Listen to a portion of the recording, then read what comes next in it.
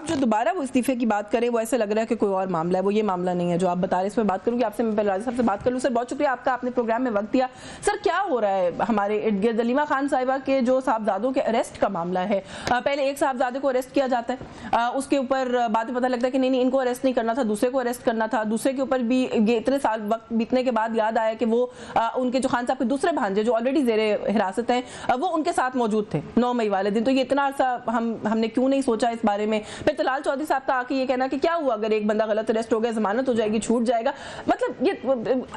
کیسا ریفلیکٹ کرتا ہے؟ میں تو اتنا ہی سوال پوچھوں گی کہ میڈیا آپٹکس کے لیے یہ بات کیسی ہے؟ کیا یہ کہنا پھر ان لوگوں کے لیے آسان نہیں ہو جاتا کہ یہ پولیٹیکل وکٹمائزیشن ہے جو ان کے ساتھ ہو رہی ہے؟ یہ کہنے میں تو کوئی حرج نہیں ہے، اور کہنے کی آسانی دینا میرے خیال ہے حکومت کی جو ٹیم ہے، خصوصاً جو پولیس جس طریقے سے انویسٹیگیشن کرتی ہے، تو یہ وہ ایک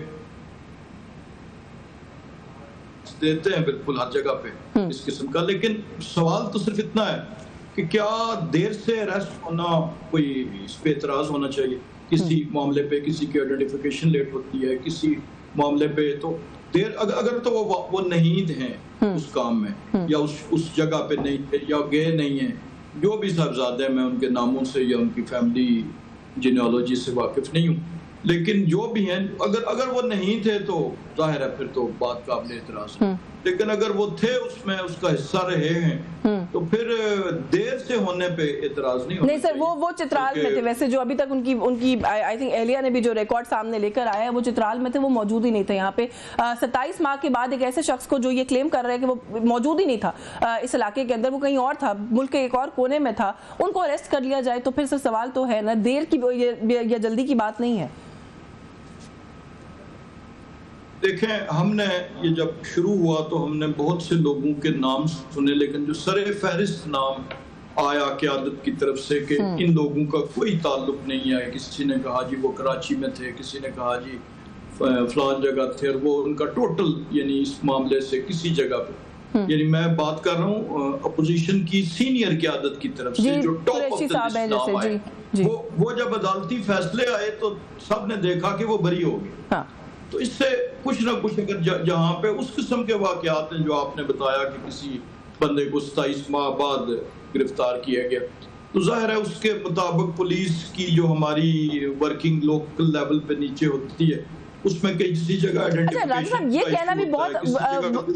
بھی بہت آسان نہیں ہے کہ سینئر لیڈرشپ ہے، انہوں نے پروف کر دیا وہ وہاں پر نہیں تھے، وہ اب بری ہوتے چلے جا رہے ہیں۔ سر 27 ماہ سے جیل کاٹ رہے ہیں، وہ 27 ماہ کون واپس دے گا ایک ناحق قید کے، جو وہ بار بار پہلے دن سے کہہ رہے ہیں کہ ہم موجود ہی نہیں تھے بھائی وہاں پر۔ دیکھیں، بات یہ ہے کہ ہم نے ہمیشہ یہ سنا کہ فیس نہیں کیس دیکھیں، یہ موقف ہم نے ان سے سیکھا کہ فیس نہیں کیس دیکھنا۔ تو اس وقت پاکستان کی جیلوں میں جتنے حوالاتی ہیں، یہ ریکارڈ شو کر رہا ہے کہ ہر جیل میں حوالاتی کی تعداد قیدی سے یعنی جو کنوکٹ ہیں ان سے زیادہ ہے۔ تو یہ اگر جواب دینا پڑے گا 27 ماہ کا یا 27 دنوں کا کسی کا بھی مجھ سمیت، تو وہ جواب تو پھر ان سارے اگر لاکھوں نہیں تو ہزاروں حوالاتی۔ نہیں سر، آپ کو بھی ناحق قید رکھا گیا تھا، اس لیے میں نے آپ سے یہ سوال پوچھا۔